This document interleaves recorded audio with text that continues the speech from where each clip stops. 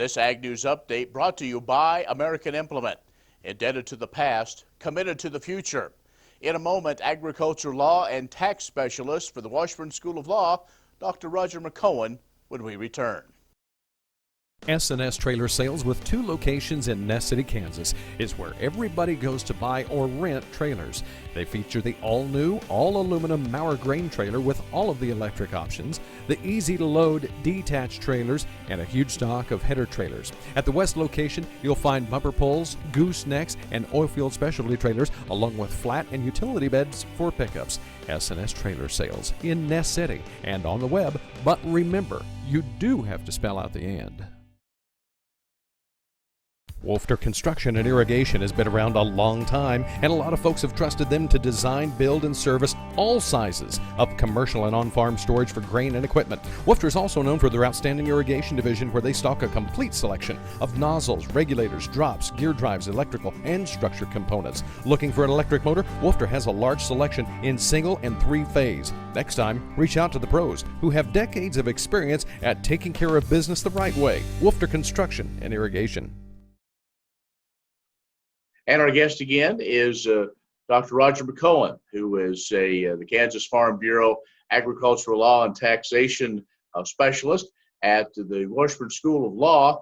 And Roger, there's been almost another alphabet soup of things coming out of USDA and the federal government to help agriculture. One of those that is continuing to bring a lot of questions is, does agriculture qualify, and what would be some of the ramifications for the PPP? Yeah, the Paycheck Protection Program, actually, it's a Small Business Administration program, but yes, agriculture does qualify. There was some initial concern about that. Normally, SBA doesn't deal with agriculture. Historically, they haven't. That's a USDA issue. Farmers, we don't deal with farmers, and so there was a little bit of reluctance. But the statute said all businesses, it didn't make a distinction between two, and so they had to be shown that, yes, agriculture does count. And it will not. I've had this question come up too. Once they qualified, then apparently some lenders were telling them, well, it's going to diminish or eliminate your ag subsidies. No, it won't. And you won't be able to get any of the other ag-related provisions in other parts of the emergency legislation. No, there's no basis for that either. So farmers should not be concerned about that. One of the major problems that's out there, and there are a few areas of uncertainty that we're still trying to get clarified, and I hope we get them clarified before the funds run out again in this program, and that is, what if you show a loss on the Schedule F? Because the way the guidelines read, it says they're looking at a particular line on Schedule C or Schedule F. It's line 31 on a Schedule C for a non-farm business, line 34 on a Schedule F. And SBA is sticking by their guns that has to be a positive number. And well, for farmers, of course, a big issue is a lot of them haven't had a positive number on the Schedule F for a number of years. And with the change in the rule with respect to equipment trades that started in 2018, none of that income routes through a Schedule F anymore. So you could have a lot of income, but it's going through a different form, the Form 4797.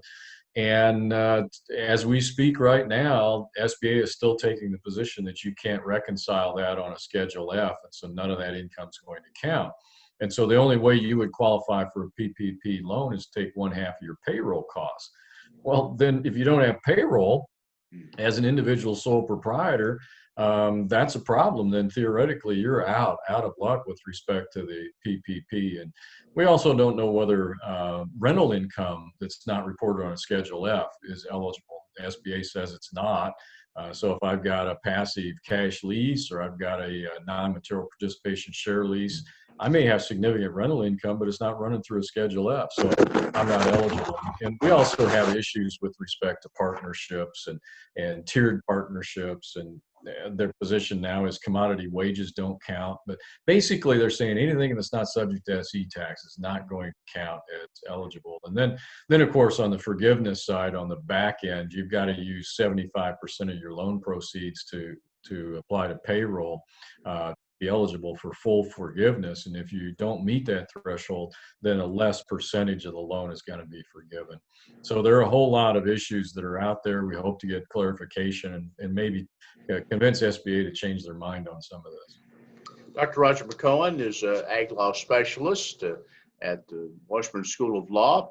Let's take a break. We'll continue our conversation in just a moment.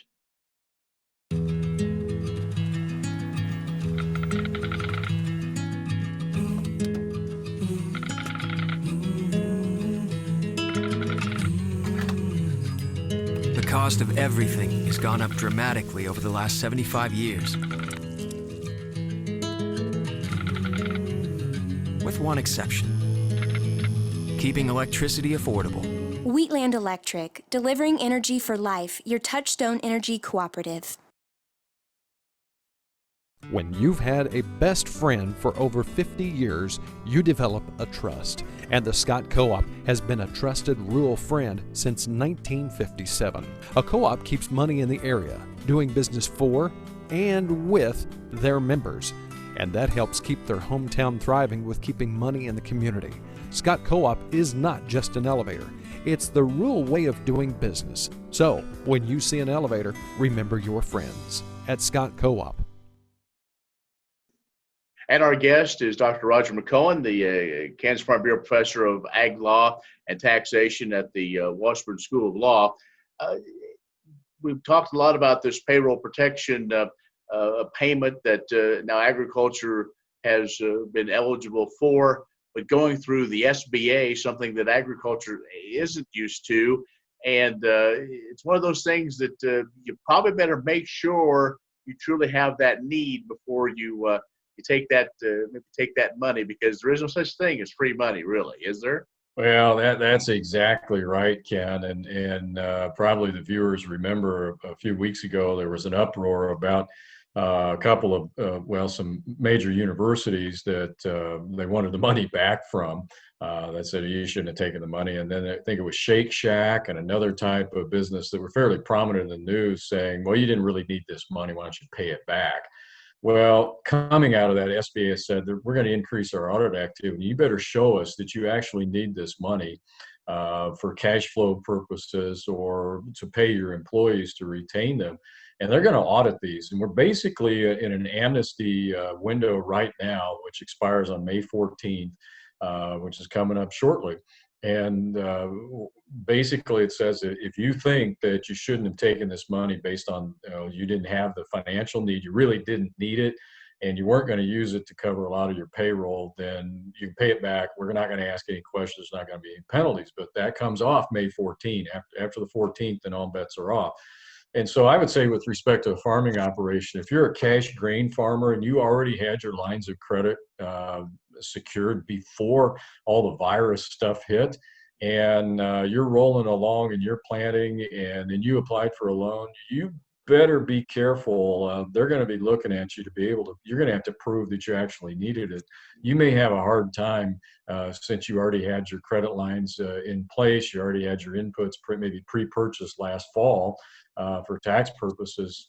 That's going to be tough. Now for a dairy operation, for example, I think it's easier for them to show, I need this for payroll, or any type of farm business where you actually have more labor intensive than a row crop operation. So it's the types of things we need to watch for. Before we let you go, what about, we keep hearing of some of these folks that had contracts for either cattle or hogs that the processor backed out. What's their recourse? Well, first thing to do is look at your contract, and I'd say get it to a good ag attorney that deals with ag contracts to look at it, and it may have a clause in it that we call a force majeure clause. I wrote an article on this. It's posted on my blog on April 17th, so people can go look at that. But basically, that's a clause that says, in addition to acts of God, such as weather, which is what we normally think of, is if there's some type of governmental action, there's a war, there's something that the government says that would invalidate your contract, then I don't have to perform. And so you want to look there. If that clause is not in there, then we look to common law, and maybe such common law doctrines as frustration of purpose, or it just doesn't make any sense anymore because my market is gone. Ethanol market is gone. Dairy market is gone. So they're not buying corn. They're not buying milk. They're not buying hogs because the processing plant is down. So you got to look first to the contract language, see what it says. Maybe there's an out. I know some attorneys that are invoking force majeure clauses on behalf of farmers to get the farmers out of the contracts, and they've never done that before. One fellow called me and after he read my article and said, "I practiced 38 years and have never had to do this. Found your article on the web, and I'm going to invoke it on behalf of 3 farm clients." So it's a big issue that's out there, and largely for many practitioners and farmers, it's uncharted waters. So hopefully they can find that article helpful and get some good legal help. All right, Roger, thanks for joining us. Lots of interesting things. I'm sure we'll do this again. Thank you, Ken. Roger McEowen, who is Kansas Farm Bureau Professor of Agriculture Law and Taxation at the Washburn School of Law, has joined us. Stay with us. We'll have more coming up. Would you like to see something done about high gas prices and low unemployment? Western Plains Energy in Campus, Kansas is doing something about it. They're a proud part of Growth Energy, America's ethanol supporters, and they employ 38 people and will be adding more following the expansion. Ethanol fuel not only reduces the cost of regular gasoline, it's good for the environment and keeps money right here in the United States while supporting local rural jobs. Western Plains Energy, doing something for the future.